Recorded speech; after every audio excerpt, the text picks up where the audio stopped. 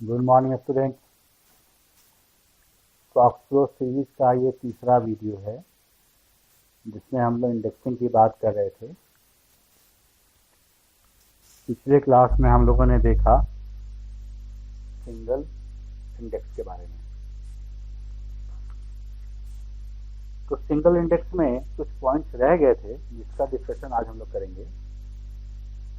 पहला तो ये कि अगर डुप्लीकेट रिकॉर्ड हमारे डेटाबेस फाइल में है और हम चाहते हैं कि इंडेक्सिंग में वो डेटाबेस से सारे डुप्लीकेट रिकॉर्ड हट जाए, मतलब वो फिजिकली नहीं हटेंगे लेकिन वो डिस्प्ले नहीं करेंगे जब हम यूनिक रिकॉर्ड पे इंडेक्सिंग अप्लाई करेंगे। तो सिंटैक्स देख लें आप।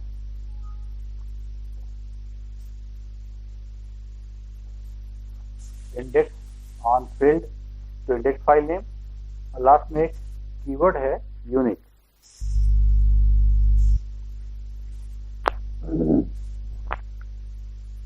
तो इससे क्या होगा कि अगर एक ही रिकॉर्ड कई बार आ रहे हों तो इंडेक्सिंग में उसको एलिमिनेट कर दिया जाएगा और वो आपको व्यू नहीं होगा।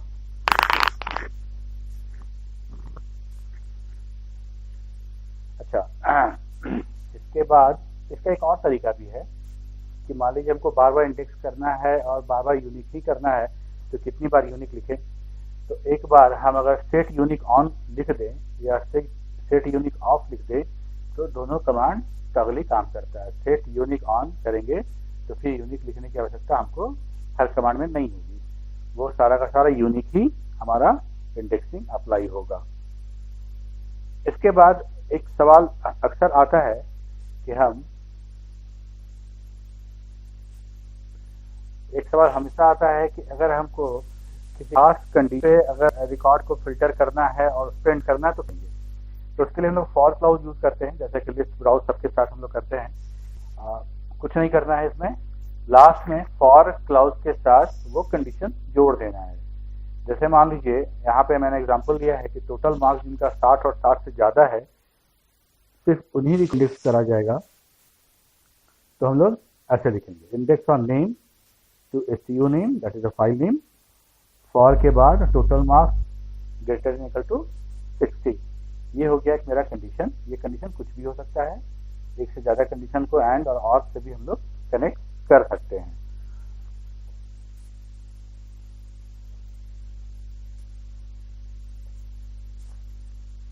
अच्छा,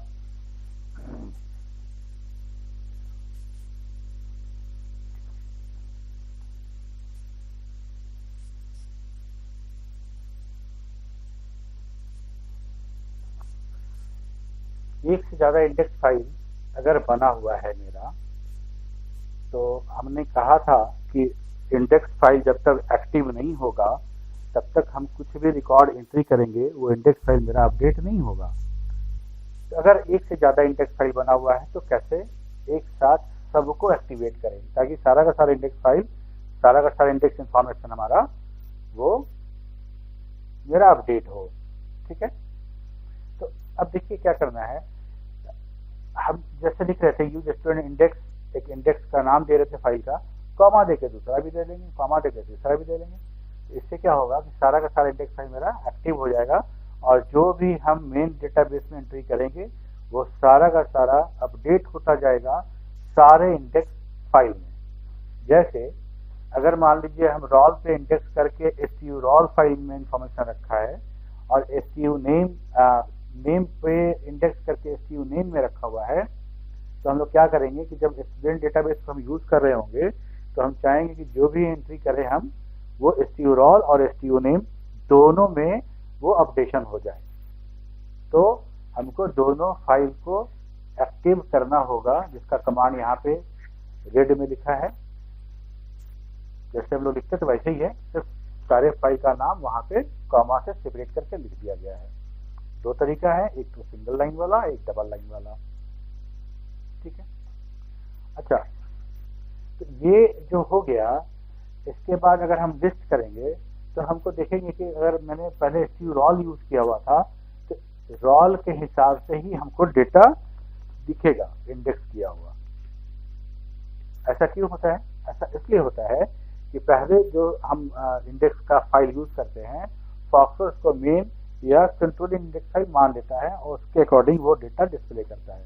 मेरे कहने का मतलब कि अगर ऊपर वाला जो कमांड हमने यूज किया है, use student set index to stRoll, stname, इसके बाद अगर हम लिस्ट कमांड का यूज करें तो हम देखेंगे कि स्टूडेंट डेटाबेस जो है वो stRoll जो कि रोल पे इंडेक्सिंग का इंफॉर्मेशन रखे हुए था उसके अकॉर्डिंग हमको डेटा डिस्प्ले कराएगा।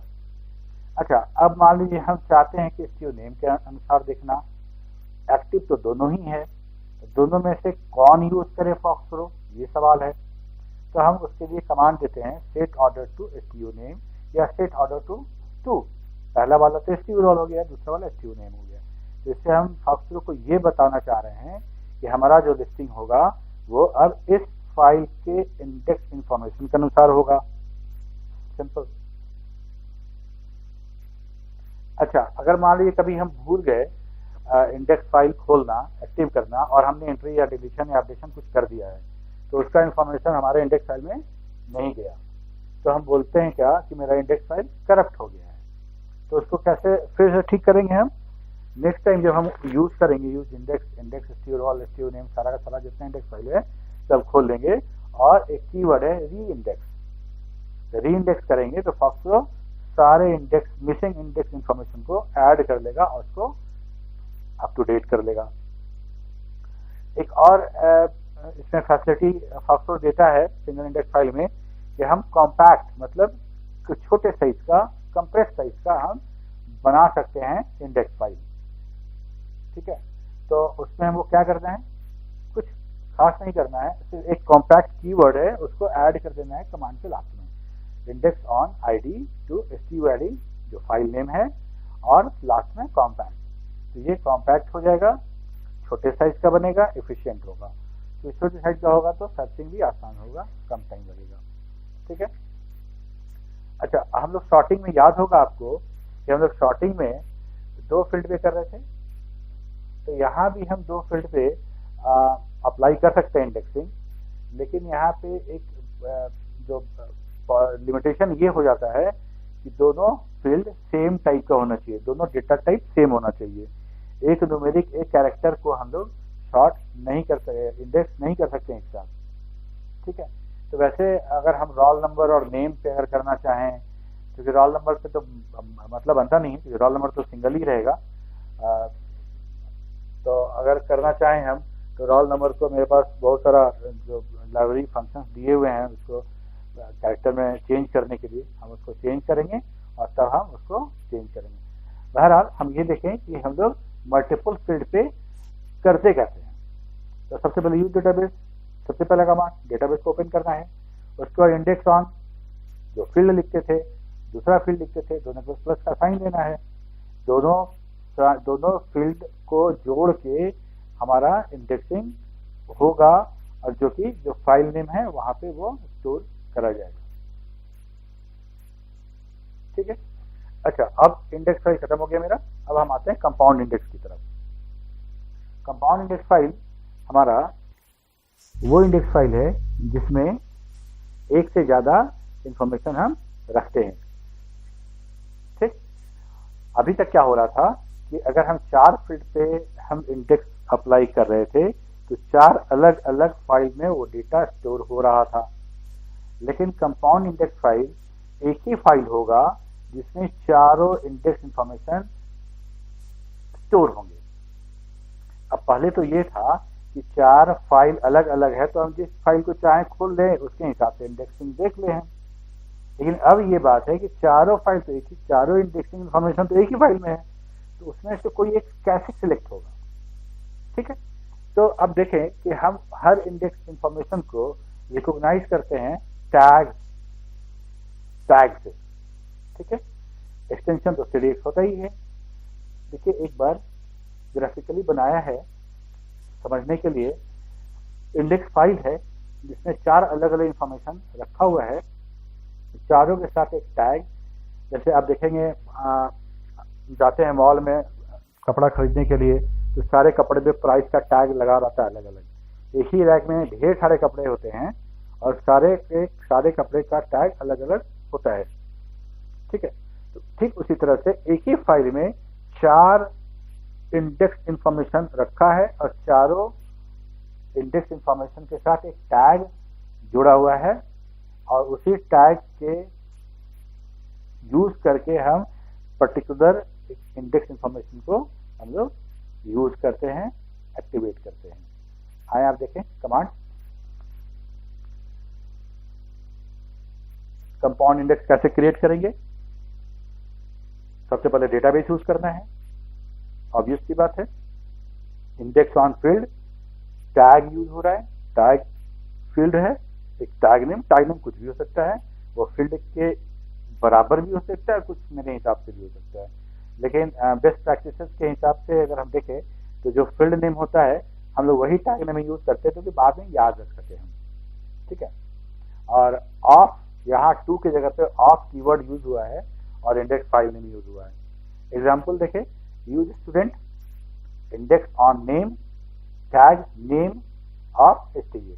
यह पहले इंडेक्स ऑन नेम, पहला वाला जो नेम है ये वाला, ये है मेरा फील्ड का नाम और ये है मेरा टैग का नाम।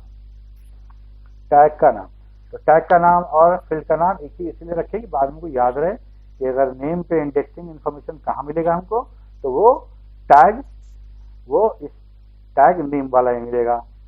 ठीक है, ऑफ STU, ये फाइल का नाम हो गया। ये फाइल क्रिएट होगा stu.cdx, उसमें अलग अलग फाइल बनेंगे, अलग अलग इंडेक्स इंफॉर्मेशन रखे होंगे, सारा का सारा इंफॉर्मेशन मेरा टैग से रिकॉग्नाइज होगा। अच्छा, ये तो बन गया। अब हम लोग ओपन कैसे करेंगे नेक्स्ट टाइम? क्या करेंगे? सबसे पहले यूज स्टूडेंट इंडेक्स और इंडेक्स फाइल का नाम STU, और use student set index to STU हम लोग पहले देख चुके हैं, अकॉर्डिंगली वो सही होगा। ठीक है, अब लेकिन ये प्रॉब्लम यहाँ पे है कि चूंकि इसमें बहुत सारे फाइल हो सकते हैं, बहुत सारे इंडेक्स इंफॉर्मेशन हो सकते हैं, तो हम इंडेक्स STU कहने का मतलब ये हुआ कि हम इंडेक्स फाइल का नाम बता रहे हैं, दैट इज कि ये सारा का सारा इंडेक्स इंफॉर्मेशन STU.cdx फाइल में स्टोर है, बट उसमें से कौन सा टैग यूज करना है इनको। ठीक है, तो हम लोग लास्ट में देखिए नीचे लिखा हुआ है सेट ऑर्डर टू नेम, मतलब हमको डेटाबेस अभी किस के ऑर्डर के अनुसार चाहिए। तो अगर मान लीजिए हम 4 टैग यूज किए हैं, रोल नंबर पे भी टैग लगाए हैं, रोल नंबर भी इंडेक्सिंग किए हैं, ID पे भी किए हैं, नेम पे भी किए हैं, टोटल मार्क्स पे भी किया, सारा पे किया हुआ है, सारा का सारा इंफॉर्मेशन मेरा कहाँ रखा हुआ है? STU.cdx में। ठीक है, अब हम क्या करते हैं कि STU.cdx के अंदर आपको हम नेम यूज करना है। नेम के अधिक हम जानना चाह रहे हैं कि क्या कैसे दिखेगा। ठीक है, तो उसके लिए हमारा है सेट ऑर्डर टू नेम। ठीक, अगर ID के अकॉर्डिंग चाहते हैं तो लिखेंगे सेट ऑर्डर टू ID। ठीक है, नेक्स्ट देखते हैं।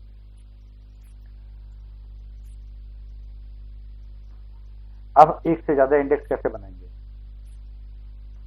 बिल्कुल वही सेम कमांड है, बार बार यूज करेंगे अलग अलग फील्ड के साथ। Index on name tag name of STU, index on ID tag ID of STU।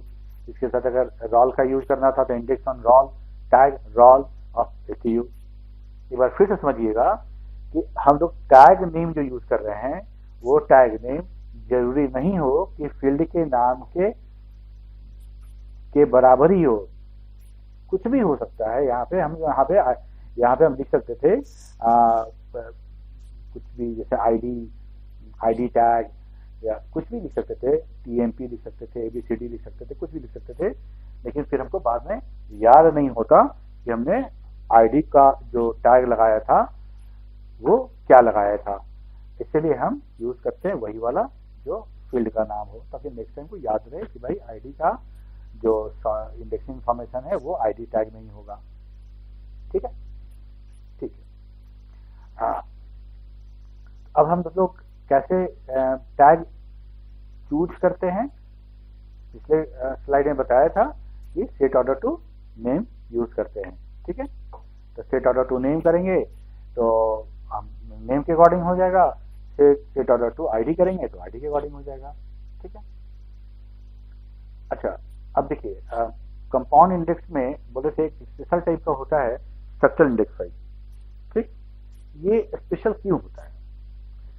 बड़ा बड़ा लॉजिकल क्वेश्चन है कि हम बहुत सारे डेटाबेस पे काम करेंगे, सब डेटाबेस का एक इंडेक्स फाइल हम बनाएंगे और सारे इंडेक्स फाइल को याद रखना और नेक्स्ट टाइम सारे इंडेक्स फाइल को ओपन करना, एक्टिवेट करना, ये बहुत बड़ा एक ओवरहेड है। अब पता चला कि हमको एक अलग से कॉपी पेन पे डेटाबेस बनाना पड़ रहा है, नोट करना पड़ रहा है कि मैंने स्टूडेंट का जो इंडेक्स फाइल बनाया था उसका नाम क्या रखा था, या फिर मार्क्स का बनाया था, लाइब्रेरी का बनाया था, किसका नाम क्या रखा गया था। ये बहुत बड़ा एक हेडेक है। ठीक है, तो फॉक्सट्रो एक स्ट्रक्चरल इंडेक्स का एक फैसिलिटी देता है जिसमें आपको फाइल नेम देने की आवश्यकता नहीं है, और जो डेटाबेस फाइल होता है, जैसे यहाँ पे हम लोग स्टूडेंट यूज कर रहे हैं, तो जो डेटाबेस फाइल होता है उसी डेटाबेस फाइल के नाम से सीडीएक्स फाइल बना लेता है। तो उससे क्या होगा कि फॉक्सट्रो को पता रहेगा कि कौन सा डेटाबेस ओपन हो रहा है और किस डेटाबेस का कौन सा सीडीएक्स फाइल उसको ओपन करना है, और ऑटोमेटिकली उसको ओपन कर लेता है। ठीक है, एक बार फिर समझिए, स्ट्रक्चरल इंडेक्स फाइल एक स्पेशल इंडेक्स फाइल है जिसमें हमको इंडेक्स फाइल का नाम नहीं देना पड़ता है, और फॉक्सट्रो खुद डेटाबेस फाइल के नेम के उसी नेम में एक इंडेक्स फाइल क्रिएट कर लेता है। उसका एक्सटेंशन होता है सीडीएक्स। डेटाबेस का होता है डीबीएफ, उसका होता है सीडीएक्स, दोनों का नाम रहेगा स्टूडेंट। डेटाबेस हमारा हो गया स्टूडेंट डॉट डीबीएफ और मेरा इंडेक्स फाइल हो गया स्टूडेंट डॉट सीडीएक्स। हमको ना फाइल बनाने समय देना है, ना एक्टिवेट करते समय या ओपन करते समय देना है। जैसे ही हम लिखेंगे यूज स्टूडेंट, अगर उस पर बना हुआ है मेरा इंडेक्स फाइल तो फॉक्सट्रो खुद ब खुद ओपन कर लेगा। बहरहाल हम बनाएंगे कैसे, कुछ नहीं करते हैं, सिर्फ हमको फाइल नेम जो दे रहे थे वहाँ STU दे रहे थे उसको नहीं देना है। Use student index on name tag name, index on roll tag roll. ठीक है, अब यहाँ पे एक बात और है, हमेशा वस्तुनिष्ठ क्वेश्चन में, ऑब्जेक्टिव में या फिल इन द ब्लैंक्स में हमेशा क्वेश्चन पूछा जाता है कि स्ट्रक्चरल इंडेक्स जो है वो डिपेंडेंट होता है। इसको याद रखिएगा, डिपेंडेंट इसलिए होता है कि स्ट्रक्चरल इंडेक्स जो भी होता है और उसका जो सीडीएक्स है, दोनों एक दूसरे पे डिपेंडेंट है क्योंकि एक ही नाम का है। ठीक है, और जो सिंगल इंडेक्स था या अदर कंपाउंड इंडेक्स था जिसमें फाइल नेम अलग बनाते थे, वो इंडिपेंडेंट होता है, उसका डेटाबेस फाइल से कोई लेना देना नहीं है, वो एकदम इंडिपेंडेंट होता है। तो एक नंबर का ये क्वेश्चन है कि structural index is called dependent index file. ठीक है, चलिए नेक्स्ट चलते हैं। ठीक है, इंडेक्स हम लोग स्टार्टिंग में ऑर्डर क्रिएट कर रहे थे असेंडिंग और डिसेंडिंग का। ठीक है, बाय डिफॉल्ट असेंडिंग हो ही जाता है, हम डिसेंडिंग कैसे करेंगे ये समझना है। ठीक, तो वहां पे हम लोग /d यूज करते थे, यहाँ पे डिसेंडिंग कीवर्ड यूज करना है, name on index on name descending tag name. ठीक है, तो ये कौन सा फाइल क्रिएट करेगा, स्टूडेंट डॉट सीडीएक्स, उसमें वो नेम टैग में वो इंफॉर्मेशन रखेगा जिसमें सारा का सारा नेम मेरा डिसेंडिंग ऑर्डर में एड्रेस किया गया होगा। ठीक है, वैसे ये जान जाएं आप कि डिसेंडिंग ऑर्डर में इंडेक्सिंग क्रिएट करने की फैसिलिटी सिर्फ कंपाउंड इंडेक्स को ही दी गई है और सिंगल इंडेक्स में ये फैसिलिटी नहीं थी। ठीक है, एक और बात कि अगर फॉक्सट्रो एक फैसिलिटी ये भी देता है कि आपने जिस ऑर्डर में इंडेक्सिंग बनाते समय किसी भी ऑर्डर में आपने इंडेक्सिंग किया हो, लेकिन आप जब देखना चाहते हैं, जब लिस्ट करना चाहते हैं, तो दोबारा उसको फिर से आपको इंडेक्सिंग करने की आवश्यकता नहीं है। कहने का मतलब ये हुआ, जैसे आप ये कमांड देखें, use student index on name descending tag name, तो हमने डिसेंडिंग ऑर्डर में कर दिया है। ठीक, अब हम बाद में उसको वापस असेंडिंग ऑर्डर में ही लिखना चाहते हैं, तो दोबारा करना पड़ेगा क्या? नहीं करना पड़ेगा। इसलिए नहीं करना पड़ेगा कि ये फैसिलिटी है। जब हम सबसे लास्ट वाला कमांड देखें आप, यूज स्टूडेंट ऑर्डर नेम, और साथ में हम लोग असेंडिंग जोड़ देते हैं।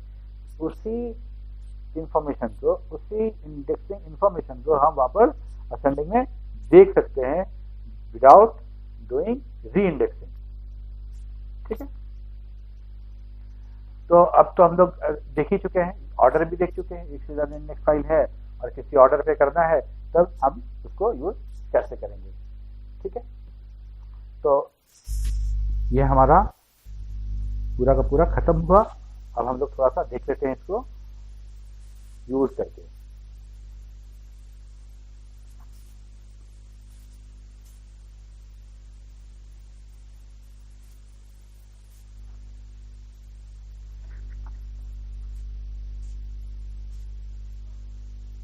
यूज स्टूडेंट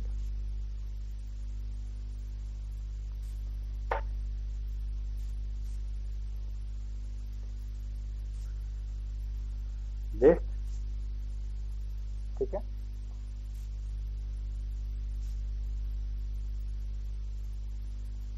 अब हम लोग कंपाउंड इंडेक्स करते हैं, इस पे लिखते हैं index on name tag name of, file का नाम हम लोग रख देते हैं STU। ठीक है, यही रख रहे थे उधर भी। ठीक है, आप देखें यहाँ पे स्टेटस बार में फाइल रिकॉर्ड इंडेक्स दिख रहा था। ठीक,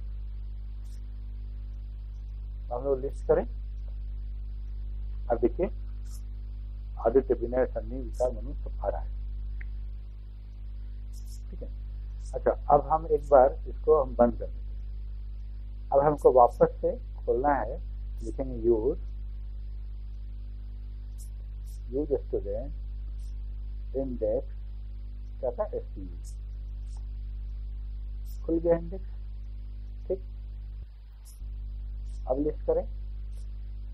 अब लिस्ट में हमको सॉर्टेड इंफॉर्मेशन नहीं मिल रहा है, इसलिए कि ये हमारा कौन सा है, कंपाउंड इंडेक्स फाइल है। हमने अब ये कमांड देखे, हमने सिर्फ इंडेक्स फाइल का नाम बताया है, और index file that it may have more than one index information. तो हमको ये बताना होगा कि हमको नेम के अकॉर्डिंग देखना है, क्योंकि हमने देखिए हाँ नेम पे हम लोग इंडेक्सिंग क्रिएट किए थे, तो हमको लिखना पड़ेगा यहाँ पे सेट ऑर्डर टू नेम। ठीक है, अब हम लिस्ट करेंगे तो हमको नेम के अकॉर्डिंग सारा दिखेगा। ठीक है, अच्छा, अगर अब तो नेम हो गया, हमने बताया था कि इसी फाइल में हम एक से ज़्यादा इंफॉर्मेशन भी रख सकते हैं, तो हम एक और करके देखते हैं। ठीक, लिखते हम लोग index on roll tag roll of STU। ठीक है, फाइल रिकॉर्ड सॉर्टेड, यहाँ नीचे दिखा रहा है, यहाँ पे फाइल रिकॉर्ड सॉर्टेड। ठीक, तो अब हम लोग लिखेंगे set order to roll list. ठीक है, रोल नंबर मेरा सॉर्टेड ऑर्डर में आ रहा है, इंडेक्स ऑर्डर में आ रहा है। ठीक है, अच्छा, अब स्ट्रक्चरल वाला जो था, जिसमें हमको नहीं देना पड़ता था,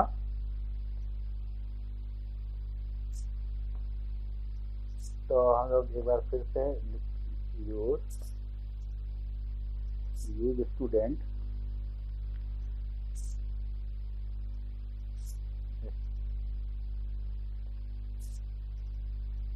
यूज स्टूडेंट करते हैं, तो लिखते हैं इंडेक्स ऑन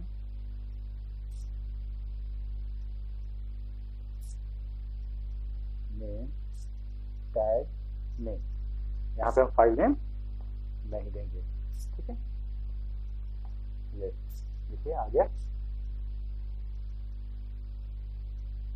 है, index on roll tag roll, set order to roll. इसके पहले देखिए ऑर्डर मेरा नेम पे सेट था, लेकिन इंडेक्स रोल से बनाने के बाद ही मैं रोल नंबर के बाद ही